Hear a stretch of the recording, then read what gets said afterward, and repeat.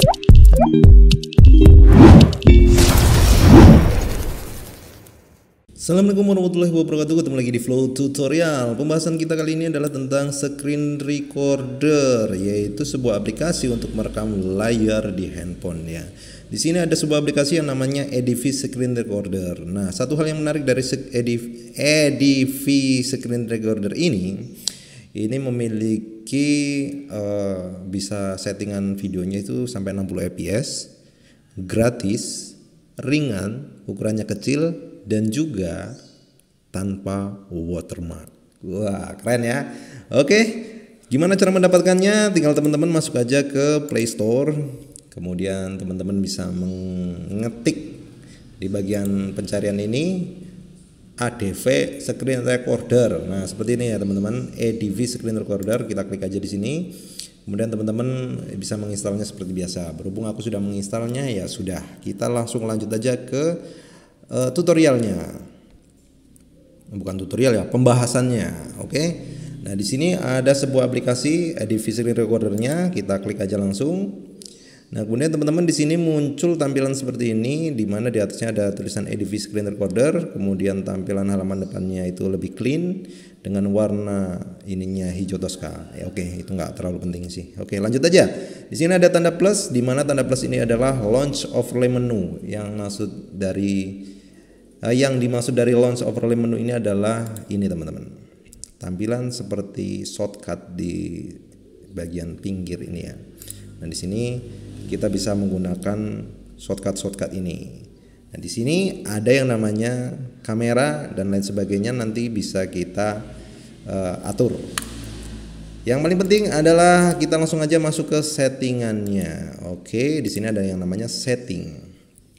Seperti biasa kalau screen recorder itu ada countdown, hitungan mundurnya. Teman-teman bisa mengaktifkan ya. Nanti kan muncul dia 3, 2, 1, close the door. Jadi podcast malah. Oke, lanjut lagi, di bawahnya adalah magic button setting. Nah, magic button setting ini adalah tingkat transparansinya atau opacity-nya dari shortcut ini teman-teman. Jadi ini kalau posisi kita belum merekam sih belum kelihatan ya, ketebalannya berapa gitu belum kelihatan. Nanti ketika merekam kalau misalkan 100% dia akan warnanya persis seperti ini. Tapi kalau kita kecilkan untuk value-nya atau angkanya, itu maka dia nanti ini akan sedikit lebih transparan gitu. Kalau dihilangin ini bisa di 0 gitu. Tapi aku biasanya pakai 35% aja. Ini sesuai kebutuhan teman-teman aja ya. Oke, kalau sudah, kita balik lagi ke bagian halaman depan. Nah, di sini ada recording engine. Jadi ini adalah mesin untuk merecordnya itu. Teman-teman mau settingannya di mana? Basic engine, legacy engine, atau new advanced engine. Kalau aku sendiri sekarang pakai yang new advanced engine ya. Jadi ini teman-teman menyesuaikan dengan HP teman-teman ya. Kalau misalkan nanti nge-lag dan lain sebagainya pakai yang basic engine. Tapi aku pakai yang new advanced engine ini dengan RAM 2 GB aja udah mantap, stabil. Oke. Kita lanjut lagi, ada yang namanya stop option. Di sini adalah cara kita menghentikan rekamannya. Ini teman-teman kalau yang misalkan by notification berarti dia lewat bagian atas gini ya. Kita tarik aja gitu. Ini nggak begitu penting sih. Oke, kita lanjut lagi aja. Di sini ada yang namanya improve feed overlay. Teman-teman aktifkan aja di sini. Ini kan ada keterangan nih, overlay with better support for most Android device gitu. Artinya aku juga nggak tahu. Bukan, jadi artinya adalah ini untuk mensupport lebih baik dari untuk kebanyakan device Android ya. Teman-teman aktifkan saja. Kemudian yang paling penting adalah sebenarnya di video setting. Oke, di sini kita bisa mengatur resolusinya teman-teman. Nah, ini kembali lagi ke spesifikasi dari HP teman-teman ya. Kalau misalkan udah support 4K untuk layarnya, otomatis ini settingannya ada yang 4K-nya juga. Berhubung HP ku masih ecek-ecek gitu ya, aku pakai yang use screen resolution aja. Nah, ini paling tinggi di sini 720. Ini sesuai kebutuhan teman-teman aja ya. Disesuaikan saja. Oke. Terus, nah ini video bitrate. Semakin tinggi angka bitrate-nya, maka kualitas dan ketajaman videonya semakin bagus. Tapi tentunya kalau semakin bagus ya ukuran filenya akan semakin besar. Dan kalau misalkan digunakan dengan berbarengan dengan ngegame itu otomatis gelap. Kecuali kalau handphone teman-teman versi yang gahar gitu ya. Misalkan RAM-nya 16 GB. Emang ada yang 16 GB ya? Nah, kedepannya pasti ada. Nah ini yang aku rekomendasikan ada untuk yang HP-HP kelas biasa lah, pakai 4 Mbps aja udah cukup teman-teman. Kalau misalkan teman-teman mau coba 6 ya boleh pakai 6 gitu, atau pakai 8 juga boleh. Tapi antara rentang 4 sampai 8 aja ya. Jangan terlalu tinggi, nanti takutnya nge-lag gitu. Oke, sudah, kita lanjut ke video frame rate. Nah, ini adalah tentunya semakin tinggi angka frame rate-nya, di sini kan bisa 60 fps ya teman-teman. Pergerakannya itu akan semakin halus, semakin lembut. Ini kalau teman-teman udah biasa menggunakan 60 fps, terus teman-teman pakai 30 fps itu biasanya mata itu langsung, waduh, ini kok videonya kayaknya kurang smooth ya, gitu teman-teman.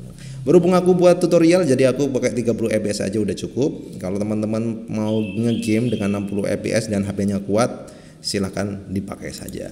Seperti itu. Nah, video orientation ya seperti biasalah, teman-teman mau potret atau landscape. Kalau ngegame biasanya landscape ya. Kalau aku berhubung tutorial, landscape itu jangan dipakai. Nah, ini penting juga nih untuk audio settingnya. Di sini ada yang namanya record audionya, bisa menggunakan no audio ataupun bisa menggunakan mikrofon. Nah, untuk yang internal audio, maksudnya itu kalau suara-suara game itu yang ciat dari internal audio itu, ini harus menggunakan Android versi 10 ke atas. Kalau yang ke bawah tentunya nggak bisa. Oke, aku berhubung pakai mikrofon, ini pakai mikrofon aja lah.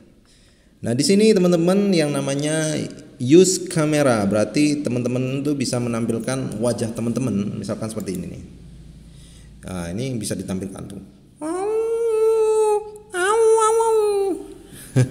Bisa ditampilkan seperti ini ya. Ini yang kelihatan tanganku aja deh. Nah, nanti dia muncul gambarnya seperti ini menggunakan kamera depan. Kalau misalkan nggak penting ya udah dimatiin aja. Nah, teman-teman bisa menambahkan juga logo and text di sini hampir sama seperti kamera tadi. Cuma ini bentuknya adalah logo teman-teman sendiri ya. Oke, kalau sudah kita lanjut lagi ke show touches. Ini show touches gitu ya bacanya kayaknya. Ini nggak terlalu penting sih. Ini pergerakan ininya tuh kelihatan tuh. Nah, pergerakan yang bulat-bulat touchnya itu kelihatan seperti itu, kerekam. Untuk output folder itu maksudnya kita menyimpannya itu bisa di internal storage ataupun di external SD card. Nah, kalau teman-teman menggunakan external SD card, aku menyarankan menggunakan memori yang kelas 10 ya. Minimal kelas 10 supaya dia perekamannya itu lebih yahut lagi. Takutnya teman-teman udah main game panjang nih, nggak kerekam, mampus nggak tuh. Makanya pakai yang memori yang bagus sekalian aja. Kalau misalkan nggak punya ya pakai internal storage aja lah. Oke, kurang lebihnya seperti itu.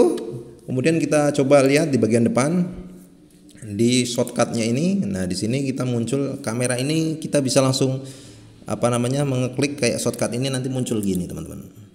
Nah, seperti ini. Oke, kalau teman-teman mau mematikan tinggal matikan aja. Nah, lanjut lagi. Yang gambar ini pena, pensil, bolpen, ini kita bisa mencoret-coretnya di sini. Misalkan mau tutorial seperti ini aku bengkok ya, atau seperti ini, seperti ini. Jangan diterusin. Nah, teman-teman bisa mengganti untuk ukuran, bukan ukuran, maksudnya warnanya, jenis warnanya seperti ini. Nah, oke. Ini kalau yang tutorial kadang penting untuk menggunakan coret-coret seperti ini. Kalau sudah ya kita hapus saja, nggak apa-apa. Oke, kurang lebihnya seperti itu teman-teman. Kalau misalkan ada pertanyaan, silakan teman-teman tanyakan aja di kolom komentar. Nah, di sini ada short video by list, itu ya sama aja lah, kita mengurutkan berdasarkan nama, durasi, resolusi, size dan lain sebagainya. Kurang lebih seperti itu. Silakan teman-teman bisa menggunakan aplikasi ini karena ini termasuk aplikasi yang recommended banget. Oke? Jangan lupa like, comment, dan subscribe, kemudian share ke teman-teman kalian, terutama buat gamer-gamer itu yang membutuhkan aplikasi screen recorder yang stabil. Terima kasih, sampai di sini aja untuk pembahasannya. Wassalamualaikum warahmatullahi wabarakatuh.